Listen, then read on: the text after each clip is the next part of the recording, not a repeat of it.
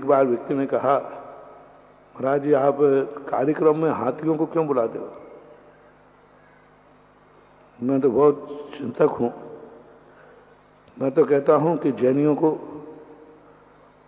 हाथी नहीं चाहिए हो तो हर कार्यक्रम में हाथी बुलाओ, क्योंकि हाथी का जब तक उपयोग होता रहेगा हाथी बचेगा, और हाथी का उपयोग खत्म हो जाएगा तो जिंदा हाथी लाख का मरा 1.25 लाख, सब काट डालेंगे हाथी, सब मार डालेंगे हाथी, क्योंकि हाथियों की हड्डियां दांत बहुत काम में आते हैं,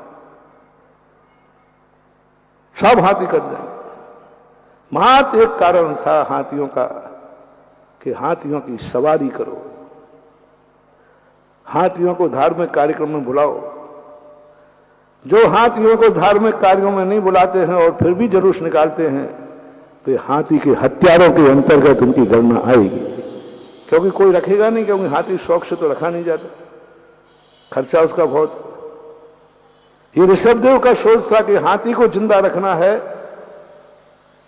इसका उपयोगी बनाओ, इसको पालतू बनाओ, इसकी सवारी करना ऋषभदेव ने सिखाया। बैल के ऊपर गाड़ी को कंधे पर रखना ये ऋषभदेव ने सिखाया। ऋषभदेव नहीं जानते थे कि इतना बड़ा हल, इतनी बड़ी गाड़ी इसके कंधे पर रखेंगे तो इसको कितना कष्ट होगा। नहीं, ऋषभदेव ने कहा रखो। उन्होंने कहा बैठो हाथी के ऊपर, बैठो घोड़े के ऊपर। और ये सब चीजों को अपन भूल करके, नहीं धार्मिक कार्यक्रम है हाथियों को मत बुलाओ, उसको कष्ट होता है।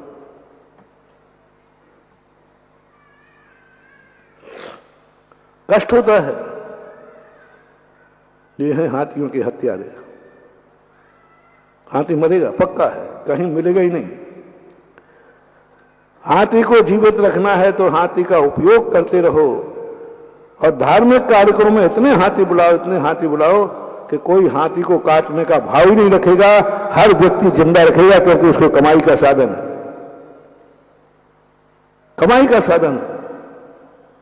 हम अहिंसा के नाम पर हम मालूम नहीं कि अहिंसा होती क्या चीज है, हिंसा क्या चीज होती है।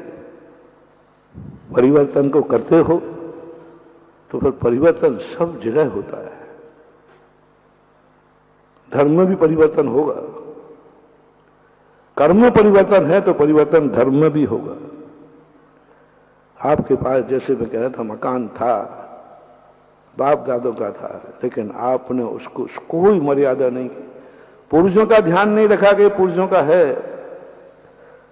जब मंदिर की बात आई तो कहते क्या जरूरत है भगवान को उठाने की। अरे भगवान को उठाने की इससे जरूरत है कि जैसे तुम्हें मोहल्ला छोड़ करके कॉलोनी में जाना जरूरत है, ऐसे ही शांतिनाथ को नीचे से उठाकर बड़े मैदान में लाना जरूरत है। आज का युग है, आज की मांग है, आज का समय है।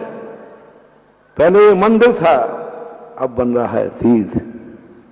बोलो कुंडलपुर के बड़े बाबा जब तलघर में थे तब उनकी महिमा कितनी थी, और आज जब महाराज ने उठा करके उनको बाहर लाए तब उनकी महिमा कितनी हो गई, कितनी महिमा हो गई, कितना रूप बदल गया। धर्म कार्य में जब हम आते हैं तब तो हम दुनिया भर की नीतियां, पुराने लोगों ने क्यों बनाया था, पुराने लोगों का ऐसा था वैसा था, तो वही तो मैं पूछ रहा, तूने मकान क्यों बदला, वो भी तो पुराने लोगों ने बनाया था, तेरे बाप दादों ने बनाया था। यहां तक गिर गया कि तू मांसाहारी को बेच करके भी आ सकता है पैसे के लोभ में। और जब धर्म कार्य की बात आती है तो आप लोगों के अंदर ऐसी स्थितियां बन जाती हैं। धर्म का भी विकास होना चाहिए, धर्म की स्थिति आगे बढ़ना चाहिए। उसके परिवर्तन में हमारा परिवर्तन ये होना चाहिए कि हम किस ढंग से अपने भगवान को, अपने धर्म को, अपनी जिंदगी को परिवर्तित करें।